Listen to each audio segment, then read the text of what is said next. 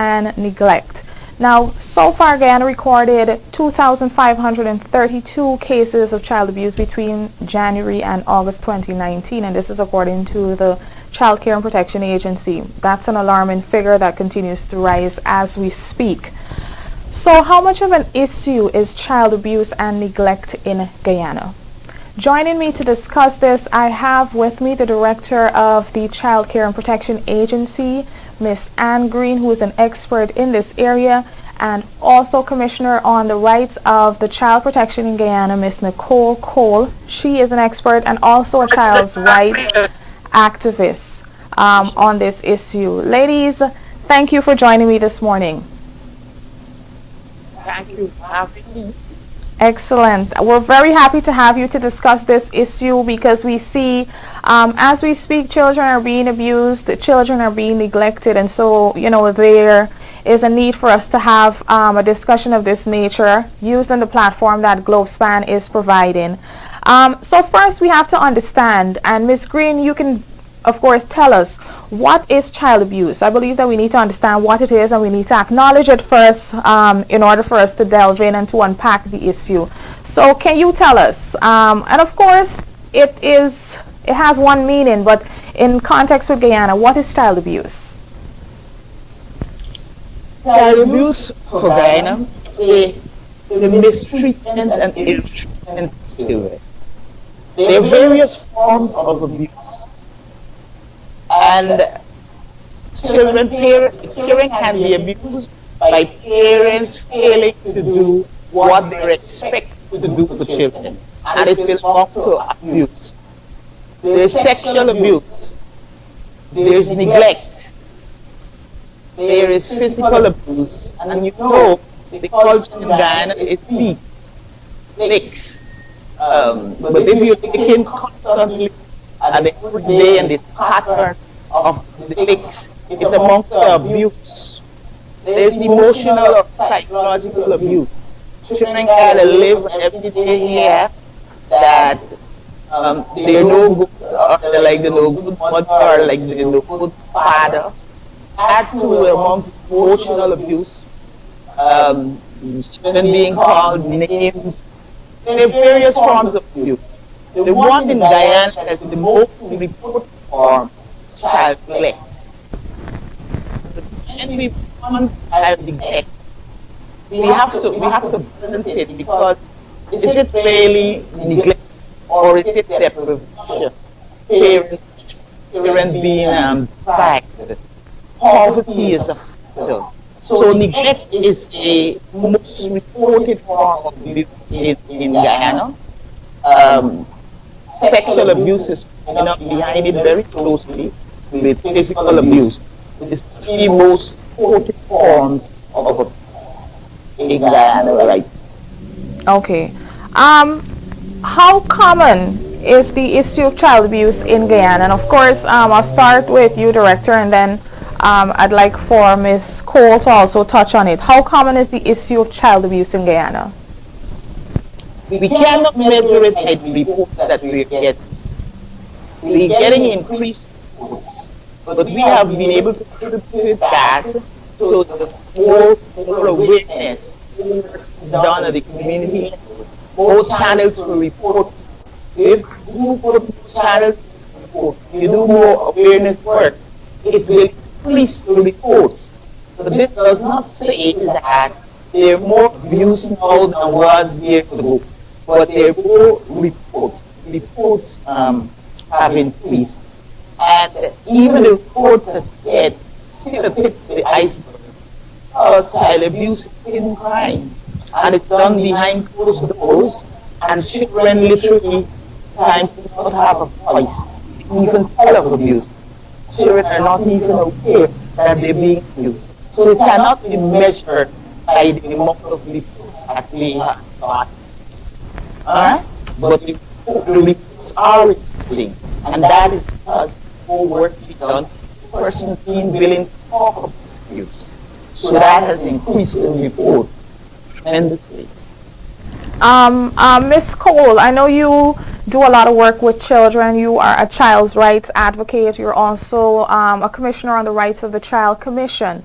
How common is the issue of child abuse in Guyana? And this is based on the groundwork that you have done.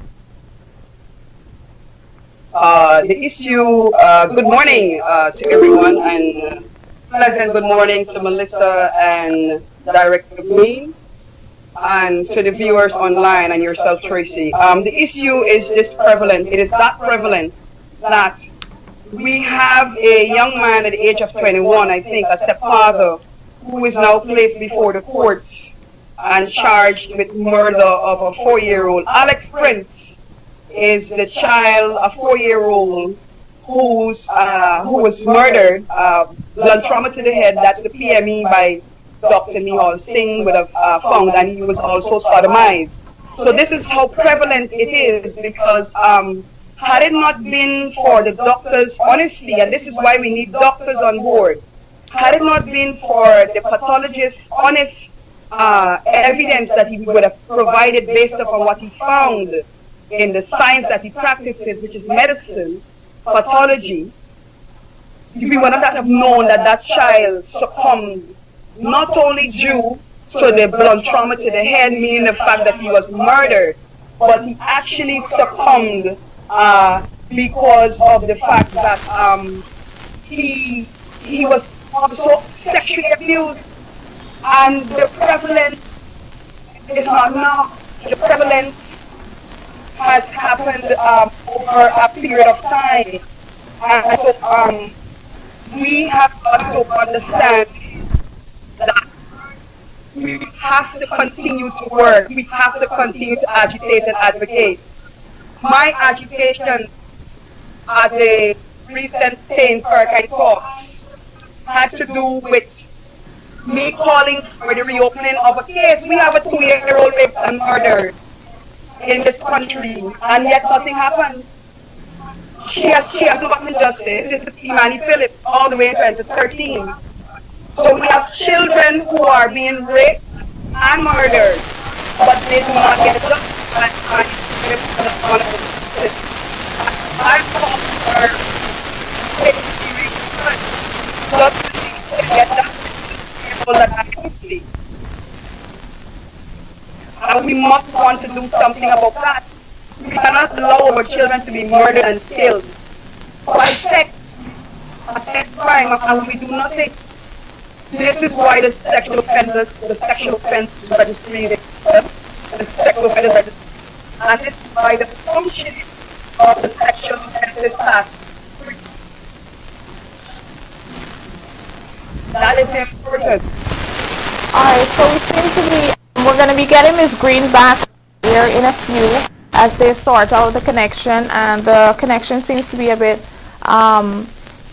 challenging on Ms. Cole's end as well. And as I said, the issue, our topic today is child abuse and neglect. Melissa Atwell, who is also known as Melly Mel, she's going to be joining us later on in the program to share her story, because she was abused sexually, physically, emotionally, as well as a child and as a teenager as well. So we have Ms. Green back with us. She is the director of the Child Care and Protection Agency, for those of you who may not be familiar with her. And so Ms. Green was talking about why or how common child abuse is in Guyana, and you stressed on the issue of neglect. Now recently, Ms. Green, you said that you emphasized rather that the need to have abusers charged within 72 hours of a crime being committed, and called on the police to be more proactive, because we see sort of in a lot of cases a reactionary type approach by the police. Could you emphasize on that, having abusers charged for this crime within 72 hours? How realistic is that? It is realistic. The 72 hours is there for you to bring your charge in 72 hours. So it means that the investigating team got to get on it immediately. Because if you think longer, what is happening? The perpetrators are walking away from the crimes. They're walking away from the country. So nothing happens. So it's not 72 hours for the police to just put, or sometimes they might hold the man, they put him in the lockup, and then they keep him there for 72 hours, and nothing is done, and then after the 72 hours, they open the door and they loose him out. So it's gone. So in the 72 hours, you could bring your charge. So what we need is a quick response team.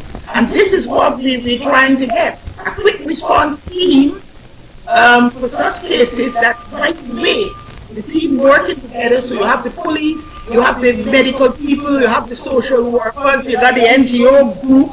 So, and everybody working together. So you get the case and move right through the system.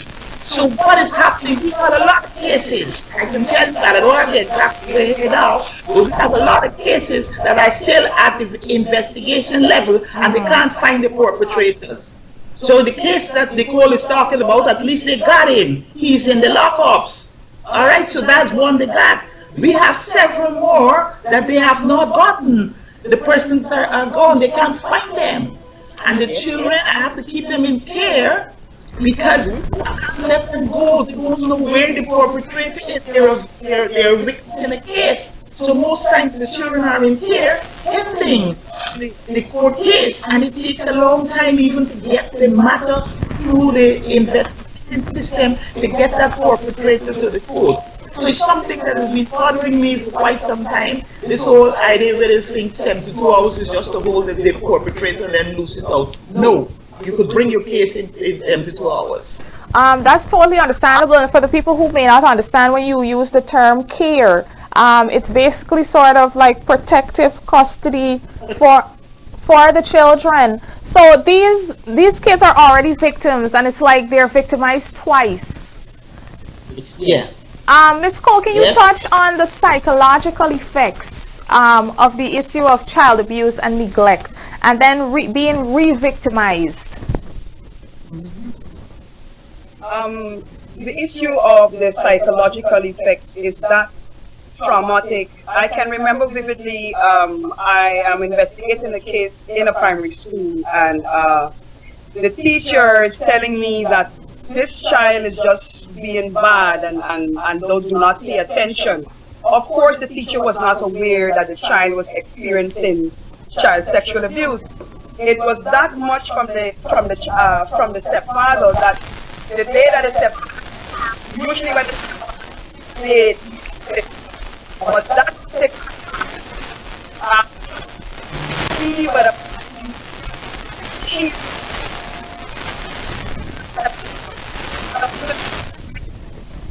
so I was investigating the case, and when I went to the teacher, she tells me that the child would tear out pages from the back, from in her books, and would be eating paper, the different things that the child would be doing.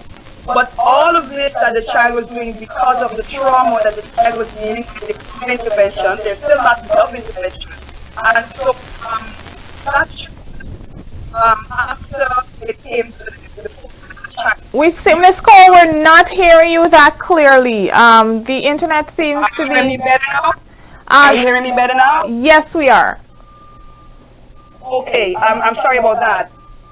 I was saying that when we take with that child that I dealt with who was eating the paper at the back,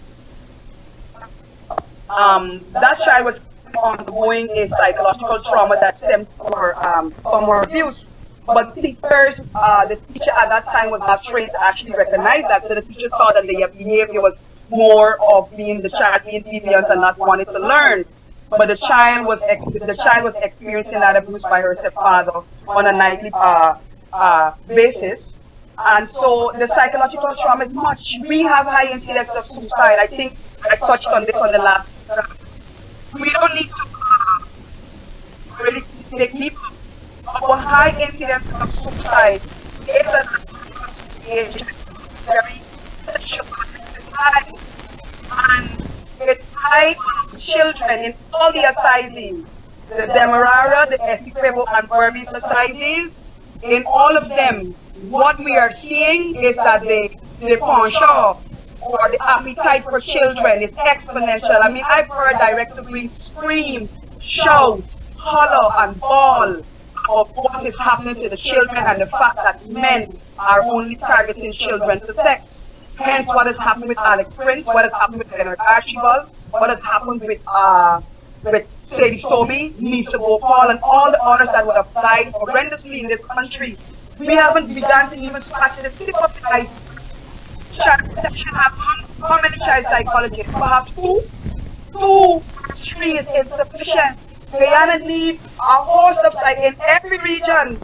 We should have a psychologist in every region.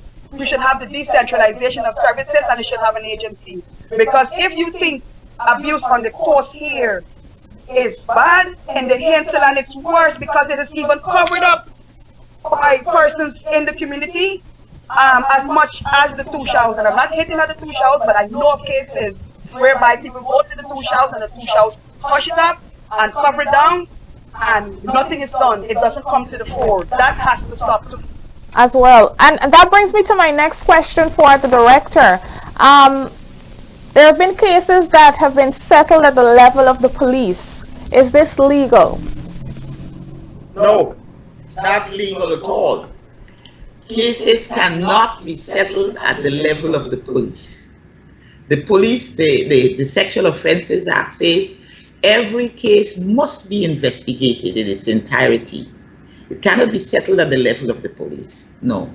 I've heard cases where mothers are going to the police to settle cases. They cannot settle a case. If they go to settle the case, they should be charged as an accessory to the crime. They should be charged. It cannot settle at the police station. It has to settle at the courts. It cannot settle at the police station. It must go through the system. A parent can't go and say to the police that they don't want to end it. If they do that, I'm saying to the police, they're an accessory to the crime. And they should be charged as such, or trying to pervert the justice being happening. So it's not legal at all. So the police can be charged, and I want for everyone who's listening to the program to understand that cases of sexual abuse, child neglect cannot be settled at the level of the police. That is not legal. And you're saying that the police should be charged if they attempt to. Well, then it's their elected duty. They have to investigate the case, and they have to go to the DPP to get the advice if there's something in the case that they must get evidence to prove. Something happening in the case, they have to seek advice from the Director of Public Prosecutions. So they can't just and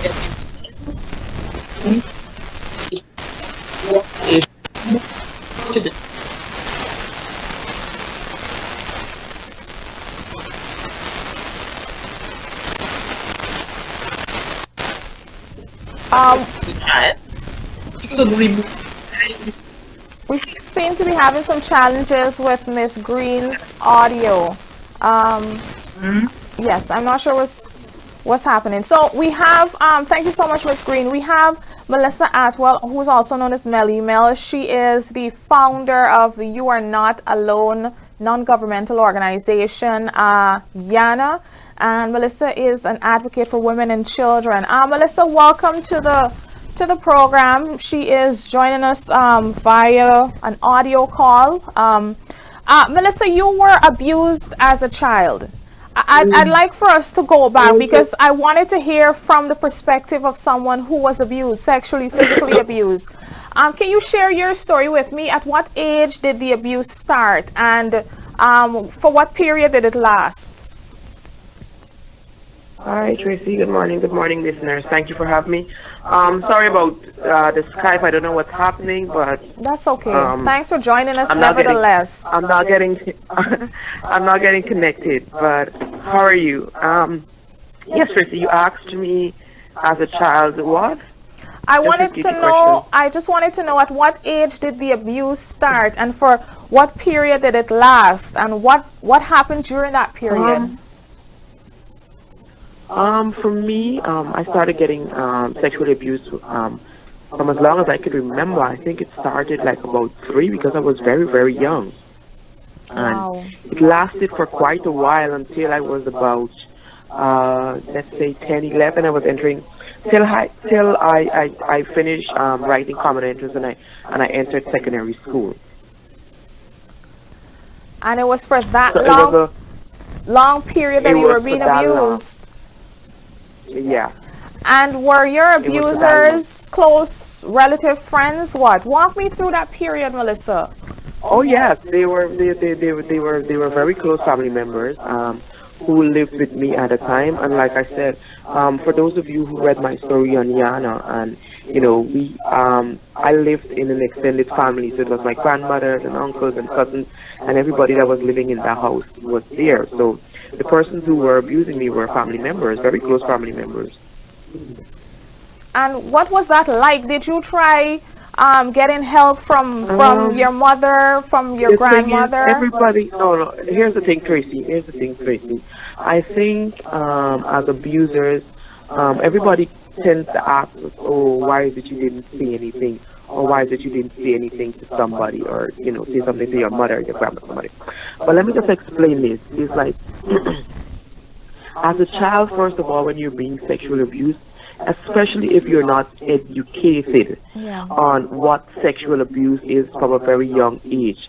So I didn't have anybody at 3 and 4 and 5 years old telling me, oh, educating me in school or saying to me, because those kind of topics were considered to be, oh, only big people talk about that. Only big people discuss those things, or only big people are supposed to be doing those things. So as a child, you don't have anybody telling you, oh, it's wrong for your cousin or for an uncle or for your grandfather or for your father to be touching you certain way, or to be kissing you, or to be fondling you, or to be trying to put his private in your mouth and those kind of things. So nobody were educating kids back then. I still think you're not. Me personally, I still don't think as somebody who survived being abused and who survived rape, I still don't think that we educate people enough. We educate kids enough. I don't think we educate them early enough to see the signs, or to let them know, like, hey, this is wrong, this is sexual abuse, this is considered wrong, and your parents and your grandfather or your father, your uncle, or nobody's supposed to be doing this to you. Nobody's supposed to be. And we need another thing that I think abusers use to scare, like to scare the victims, is kind of tell them like, oh, if you tell somebody this, your mother is going to beat you, or she's not going to Yeah. believe you, or the police is going Intimidation. to arrest you. And yeah, we need to break away from that culture of telling kids, oh, like I noticed some people use this as a form of like, oh, you want me to call the police on you? You want me to call the police on you? So all these things are things that abusers use to their advantage. As the old, you say this to somebody, oh, we can call the police on you, or you'll get locked up, or we can lock up your parents, or we can kill your parents, and all these things. So we need to move. I think we need to move away from that culture, and we need to start educating kids from a very, very, very young age to know, to see the signs to know when they're being abused, to know when somebody is doing something to them that they're not supposed to be doing, know when somebody's touching them inappropriately, and they need to, parents all need to have a very, very, very clear, like, an open communication with their kids as it Yeah. relates to these things, like, speak to them from an early age. Stop leaving And your children educate with the them. uncle or aunt, your cousin to watch. Stop leaving your kids for people to watch. Um, not This is not just little girls, little boys as well. I just recently read about a 4-year-old who was sodomized by his stepfather, and he died. Like, listen, Yeah. Tracy, when I see things like that and when I hear things like that, it breaks my heart, because Yeah. coming from somebody who's been there, like, so I completely understand what's happening and what's going on, and it's just sad, sad, sad. And I mean, I was doing an interview a few months back, and somebody had asked me if I think that the Ministry of Social Protection is doing enough. And I noticed that you have Anne Green on the line. If I think the Ministry of Social Protection is doing enough as it relates to child abuse and molestations and all these things. And what I said to them, I said, I won't say that the Ministry of Social Protection is not doing enough, but what I will say is that they are doing their best with the resources that is allotted to them. Yeah. So, and I want to talk They are about. doing enough. A I, very I harsh want reality, Tracy, to. It is. because social workers and social workers can't. We are not magicians. We're not Exactly. Houdini. And I say this We to them. can't make I say magic this to the happen with little government. money. We need With the little resources to make it happen. Yeah. Exactly. And that is what I said to him. I said, you cannot blame the Ministry of Social Protection. You cannot blame the social workers. They are trying their best and they are doing their best with the resources that is that they have. available to them. And I want to bring in the, I want to bring in the director here. now. I want to bring the director in because I know she wants to add. What it comes here, you see, child protection is not just the business of the Ministry of Social Protection. We know It's everybody's business. When you tell us child protection starts in the home, the school, the community, everybody, everyone. Child protection is everyone's business. One of the challenges is to get the public sensitized and aware to change social change for the attitude of where how children are viewed and treated. So it's a big job, but it's not just for child protection and child care and protection agency alone. It's a big job for all. Everyone must be on board. You must look out for children. And I said it starts in the home. So what we're doing is trying to build the parents' capacity. We're trying with a lot of awareness, do communication for development, using various strategies to sensitize, to become aware of the plight of children who suffer abuse, and the public protective code. People are knowing children.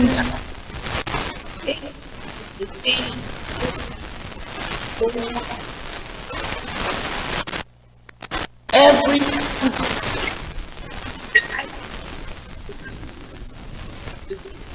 We seem to be having some problem with Miss Green's audio. Again, I do I apologize. am kind of hearing her scramble. Yeah. You're not hearing me? Here, Is it Better. A little better. Just better? Huh? Is it hearing you better? better. yeah. All right. Yes. So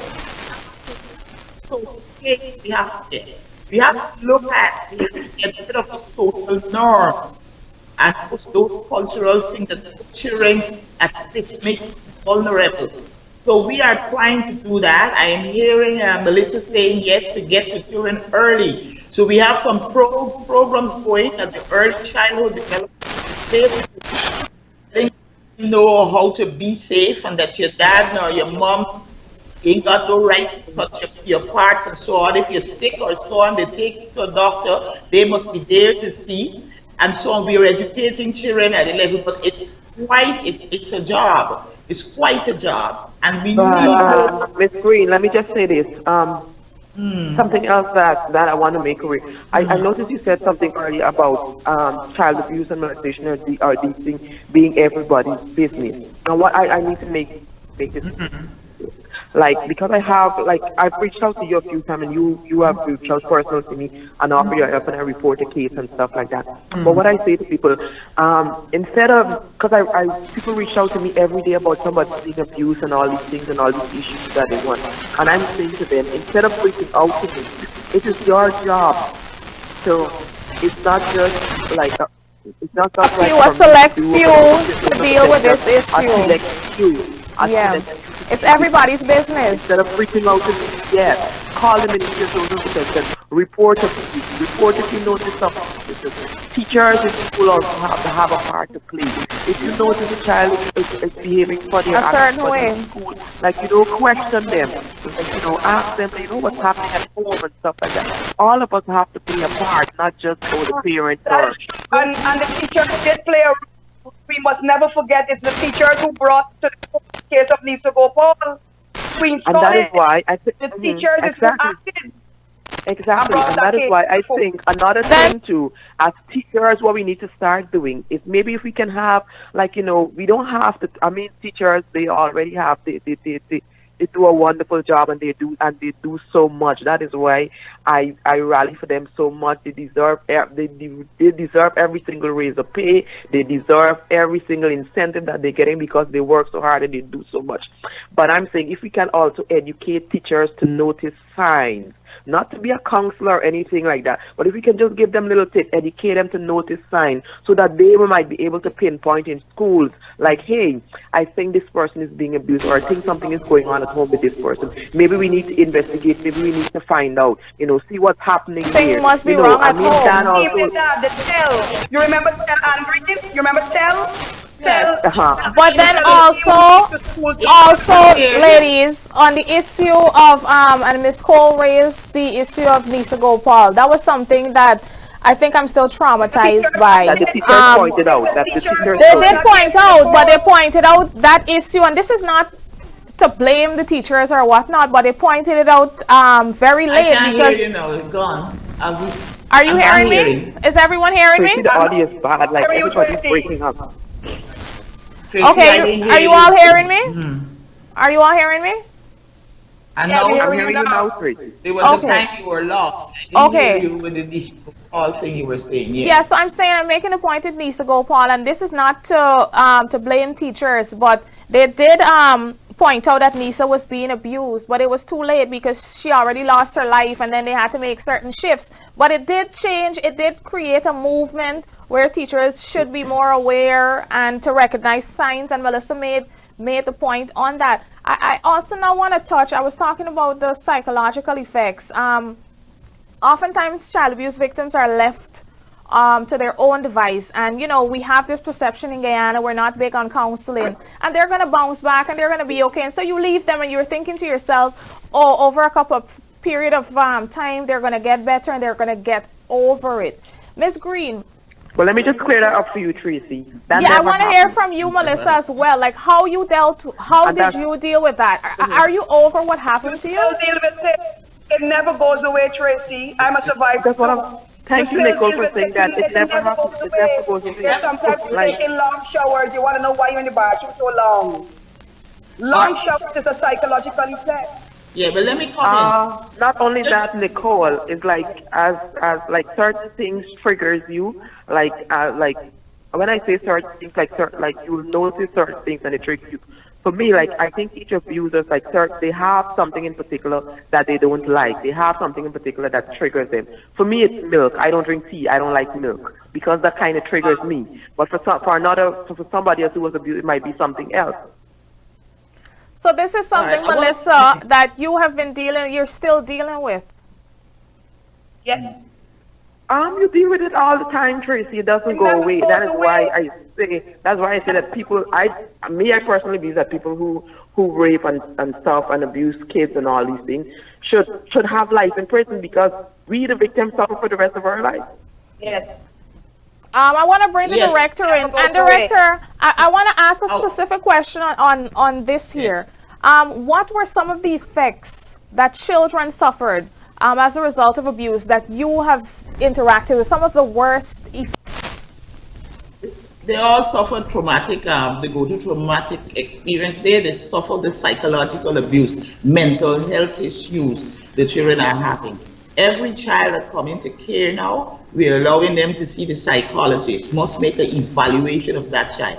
And as Miss Martha said, that you suffer forever. But some children are resilient. There's resiliency in children that they bounce back. All right, because you got to get on with your life, so you bounce back. So there's resiliency, but it's abuse, it lasts forever, and it goes from generation to generation. Because yes, we have cases, grandmother was abused, then the daughter was abused, they turned a blind eye, and the granddaughter was abused, all internally. So it passes from generation to generation. That's why we have to prevent it, because yes, people suffer, but children are resilient. But we are exposing them to the psychologist now, and every child, as is not enough, but we're trying every child, particularly sexual abuse, is seen by the psychologist. Andrew, let me just ask you this. Do you believe... Melissa, one second. I just want Melissa, one sec. I just want for Ms. Green to finish this part off, and then you'll get to interject. I just want for her to get this out. We have established with the NGO where we turn the child advocacy centers and center, one-stop center, where a child only have to tell the hurt and pain one time, and it's recorded, and they're able to follow the case through the system, and also provide that support for the children after, to help with the care after, to help them to get the therapy to deal with the traumatic experiences. So things are happening for the victims. Yes, we need more hands. Yes, we need more resources. But as a professional, we got to do our best job in what we got, so we can't make excuses. So we try to do the best we can with the resources that we have. All right. So there are things that are happening for the victims of abuse. Melissa, go ahead. Anne Green, I was saying this. Do you think it's time? Don't you think it's time that we should have sex offenders registry? Ms. Cole pointed out to that, and I'll bring her in a few. Yes, we're working. We started at the agency. We're working at the child abuse registry. So part of it too will be the sex offenders. But started it since 2 years. We're working on getting it. So that we have to go back and do a 5 years look at to get to put it on the register. We have the register right now. We've got recorded data, but it's not yet available to people to go online and get it, because there are things got to be done. We have to go through a research, because you can only put on this register if all your appeal has been exhausted and so on. There are things that are happening, but we have started it, and I was hoping that it would be able to be out on the net this year, but it doesn't look like that, but it will get out there by next year. So we are working on that. So another thing, the long drawn out court system where they put where a child who's been abused and raped or anything, where they're going to court for 1 and 2 years and all of that before the case is finally called, or before So basically, are there systems? Yeah, are there systems in place? We must amend the government.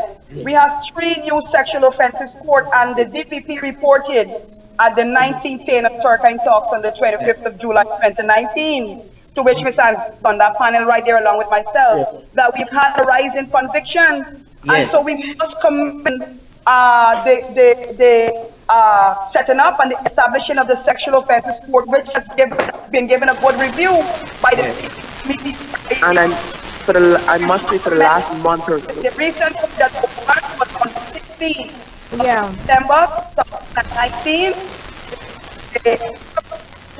We're having some issues with Miss Cole, your audio. We're having some issues hearing you. If you can just check that out. Be better? Go ahead. It's still a bit distorted. The sexual offences court is doing tremendous work. The DPP reported that, so we must commend what is happening now. For example, there's a cases used to take 12 and 10 years and all of that, but I'm looking at the case out of Linden. This is the 8-year-old walked into the probation office all by herself to tell of her rape by her own father. He's already convicted, and that did not happen before. In progress in the conviction rate, DPP reported on the 25th, 2019, the interrogated sexual violence forum that. So Ms. Green, and Ms. Cole has pointed out that there has been progress in and a rise in conviction, and the time frame is somewhat shorter now for abused victims. But I'd like for you to add to that.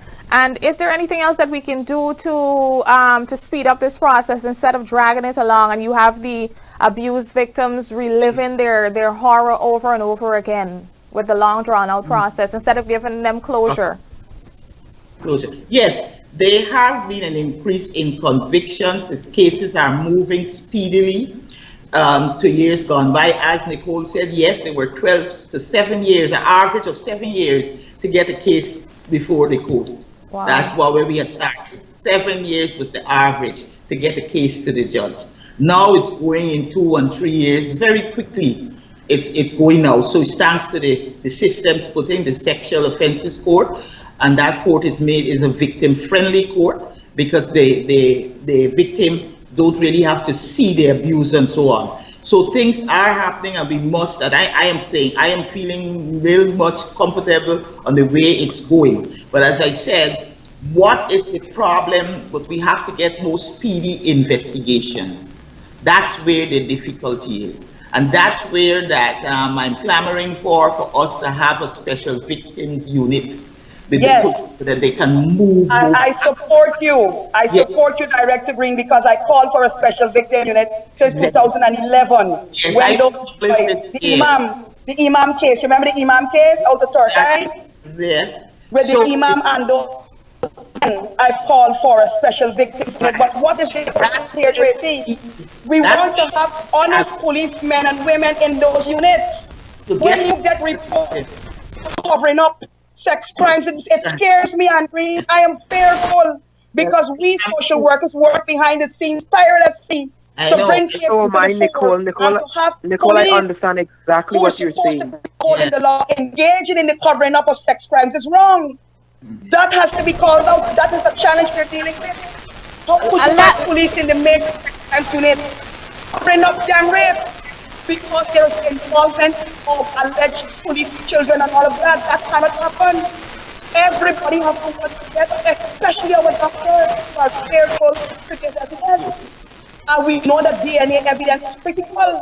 The medical certificate remains the key in convictions. Yeah.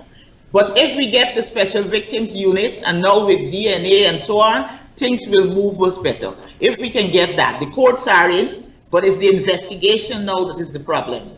Because investigation is the police doing the investigation and the charging. It's not us. But the act says that they should be.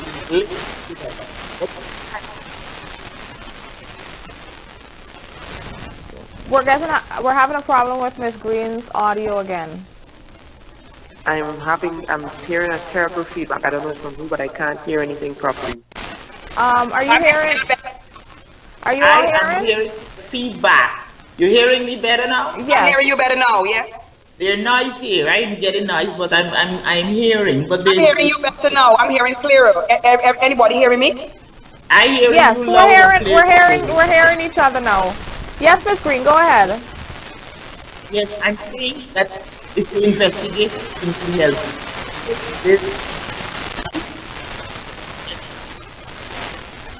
All right, we still are having a... In terms of moving the investigation, what I'm saying, moving faster, but there still be number gated. Okay, now on the flip side, we're talking about issues of police officers covering up abuse, crimes, and all that. But there are some officers who are proactive as against being reactive. But when they attempt to obtain evidence, this can be obstructed in some cases by parents or guardians. How do we deal with that? Well, yes, I don't want to accuse police and I don't want to of a case. I want to be a little bit more. This is a general concern. This is not us accusing anyone, but in cases like that. All right.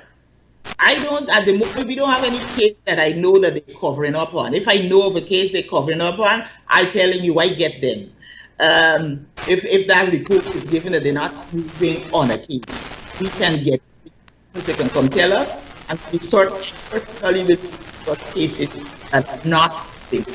What happened, Paul was saying that they lock up the perpetrator, and then they lose him out, and they really can't find him. He's gone. He's gone away from the case, even out of the country. So it's this whole 72 hours thing. If they move quickly, they can go through the process and he gets into the lockdown, the jail. So that is what is the problem for me, this whole 72 hours. That they're just holding them and then they're losing them out. But what the police has called for, Director Green, and this is an E division, the police is saying that in Brazil, the police in Brazil have 90 days. 90 days. We're not. Let me explain the That next. have to do with the ramifications of our law, and that we are No, let me against it. explain. So they have 2 hours. All right, But the police is saying that it is part of the law and their hands are tied. all right, let me explain. They have 90 days here too. So the thing is, you got enough evidence and you do the initial disciplinary, you can go to court and the magistrate will give you 90 days to complete the file. So the law is here too. So just get the person. Ms. Green. Enough evidence that they have that they could carry the court and then get in 90 days, complete your file. I hear you, and I support that. It's are here too. The law is here. Well, how I was told it, I'm just relating what I was told by officers. Perhaps if it is and they don't know, then some amount of education and awareness needs to occur, and this is why the functioning of the sexual offense. See, the last report that offenses that task force gave, I sit on it, is in 2016. Education is a key component of that task force to educate and to make people aware, because if the police is not aware that the 90 days exists here, then we have to make them aware. Nicole, the police are aware. Let me tell you, the police will tell us the file gone to the DPP.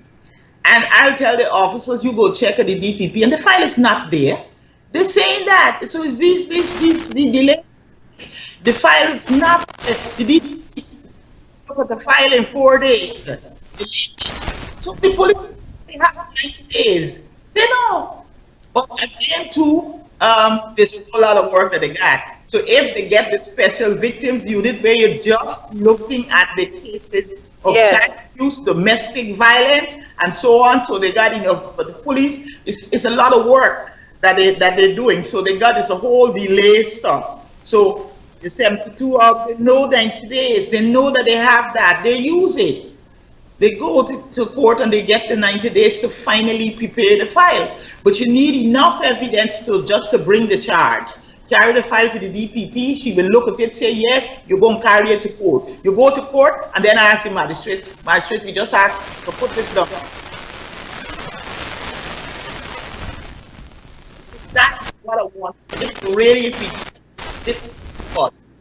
push it to get cases to the court so the persons are not walking away from the crime. I can tell you a number of cases of and the children are in protective care. I have been in protective care over 5 years. All right, this is bad. So that is what definitely we're looking at now to get things moving. The investigation that I'm seriously concerned about, it is hampering the cases. Okay, yeah, but then how do we make the police do proper work? It is shoddy detective work that make Kimani Phillips on to now, no justice for her. No one has been held accountable because of the poor work that has been done. All right, so thank you, ladies. So see, to wrap up now, I would have each of you just give some closing remarks on this issue, and what advice would you give to on how they can help and make this everybody's business. Do we have a... The child protection is everybody. Everybody. I need the public to be more vigilant, to watch out for children. If you see something, say something. If you hear something, do something. Everyone, it's not just, God is not minding your neighbor's business. It's being concerned and watching out for a child. If you see something and look right, it probably is not right. So just tell us, we will find out what it is. It might just that a mother might disappear for a couple of days. Just tell us, let's come. Let's see what's happening, like those people going in and out, the children, whatever it is. We need the public, we need the community. Members of the community, you need to know who you have in your community there. That this is the one with the 4-year-old. Now the community saying That gets him in trouble, other children. So why is he still in there? Thank you. Thank you very much. This is the kind of we want. You got to do something. How you gonna know, man, molesting children and a whole community in saying nothing? Now we kill a child. Oh, come on. So there's more to be done at the community level. We're partnering with local groups at the community level. We're encouraging them. We're doing programs with them so that they could become more aware and to look out for children. Children are being groomed for sexual activity. This is one that is concerning us. And they're being groomed at places where people will never even expect that they're being groomed. Even in those religious organizations. Save man in the church. Relative all the religious organizations. And then again, you see, when you groom a child, what you're doing, some of them, they're even alter that child's sexual preference. You see, so they altering the child's sexual preference, because if a male grooming a male, yes, grooming they're altering the child's sexual preference. They're robbing them of the person that they were meant to be. So sexual grooming is serious. It carries $1 million fine and jail. Sexual grooming is dangerous for children. So we've been working with the coaches, people in the sports arena. They're very supportive. We've had sessions with the coaches. In fact, what we're going after now, all organizations and agencies that have interaction with children, you're going to develop a child protection policy to say how you're going to relate to children here. There's no private coaching. If you're coaching out in the open. If you're having one-on-one sessions, you're going to combine it with other people sitting there and talking. There's certain things that we're laying out that you do, because we have reports. I always talk about this. A lady told me that a child was being coached in a sport, and he was taken out for the day, and he came back and he has not been the same child since.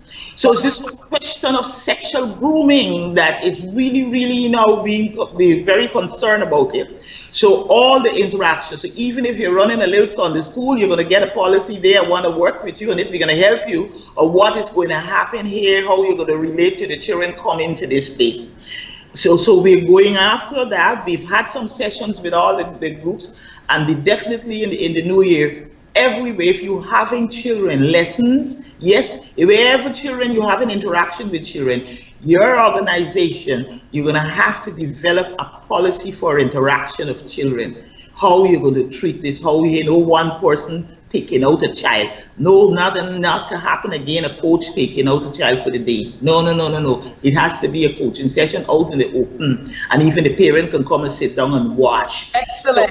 So yes. Those are the things that are going to have to happen. That's how we're going to help protect children. Early, have to do since they meet age that is age appropriate, since they can start to walk and talk, and you tell them about safe touch. That must be done. We're working towards doing that at the play school level, and all the children must know that what is good touch and what is bad touch, how safe is good touch. So early, and as the children grow, that you build that rapport so you can talk more to them on things that are happening, how they can put. Children must not take responsibility for the protection of themselves, but we have to give them a first line of defense. And say no, and then run and to tell somebody. So the first line of defense that we will be giving to them, but a child protection is the adult. This adult must be born, the children will protecting themselves, but every child needs to get a first line of defense. What I can do if we are working with the groups to get that to groups that could working with children that you tell them. So during the school vacation, I did a lot of work with the Bible vacation schools. We went to them so we can get the talk to children there, because the children are the ones that sexually abuse them, because you get very close to them, they trust you. That's how you get them. It is never a stranger. 1 and 2 strangers would get close to a child. Most of the children who are sexually abused are known to the children.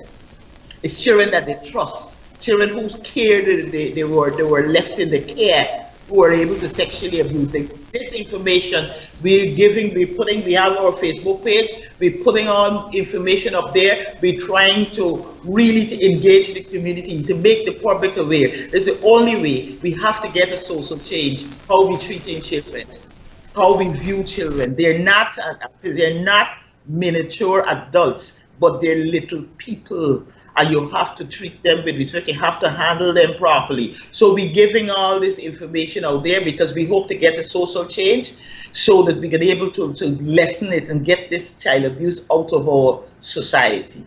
Thank you. Yeah. Brief closing remarks, Ms. Cole. Thank you very much for having me, Tracy. As usual, you know, hearing me? Audio. Yeah, little. There's a buzz. There's a buzz. You hearing better? Yes. Okay. I would like to definitively, you know,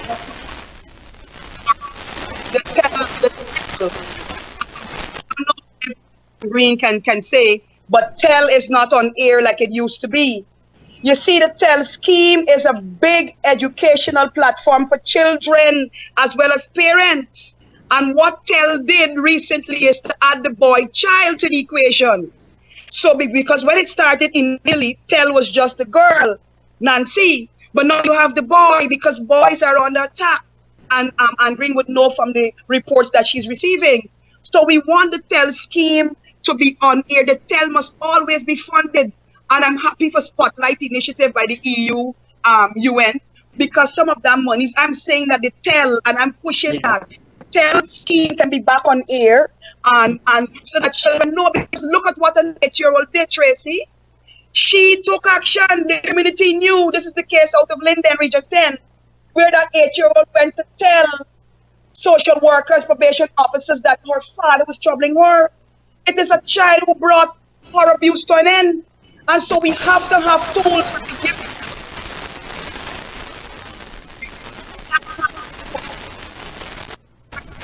children for them to defend themselves. We have to give children the opportunity for them to defend themselves. But the TEL scheme is important. I'm also calling for the reconvening of the Sexual Offences Task Force, which has a key component as education. We have to keep educating. And because, look, we are in Cancer Awareness Month. We have to now adopt a slogan in protecting our children, that early detection save life. We have to use that very slogan. If we are able to detect, we can be able to prevent many of things that happen with children. But if we don't have the education and awareness, as persons are able to just prey on children willy-nilly at will, then we will be defeating ourselves and the purpose which our laws stand. The Protection of Children Act that I hold my hand here tells you that we all have a responsibility, but then all the systems in order for that to occur, and the Sexual Offences Task Force is key, which Child Protection have a role there too, Ministry of Social Protection and all the other ministries. But we can't be treating sexual abuse as though it's a game of cricket at 2020 for March. And so we just play it now and then we wait for next year. We have to keep at it. Every day I go to bed, I wake up and study how I can get pedophiles to the front and to bring them down, because they are the ones who are wreaking havoc in this society. They are the ones who are mashing up the society, because when a child is abused, you also abuse the adult that that child would have become. The substance abuse is another psychological effect and drawback from it. Promiscuity, all of that. So when we see things that are occurring, we want to blame people and to lash them up, but we don't know what has happened to them. So we want the systems to work and to work for us here in Guyana. There is a recent survey that will soon to be released, Tracy. It is called the Women's Health and Family Life Survey. It will show you that in Guyana, we have a high prevalence of sexual violence and nobody wants to talk about it. Silence is deafening, direct degree. It is deafening with children, and it's more deafening with adults, whereby even the minister, we're talking about Minister Holmes' particularly to intervene in a case that she's trying to get the police involved in. Again, the police remain frontline. And so I call upon the Commissioner of Police to forever have within is mandate at the curriculum. Training, because we got to continue. We can't give up the fight. We have to continue to fight to protect our children. They are the youngest and most vulnerable in our society, and we have to do better. I thank you. Thank you so much to our viewers. Thank you all for tuning in today, to Director Green, to Ms. Cole and Melissa, for sharing your stories, your expertise on how we can deal with this issue. I'd like to thank Devon, the entire team, and also Globespan 24x7 for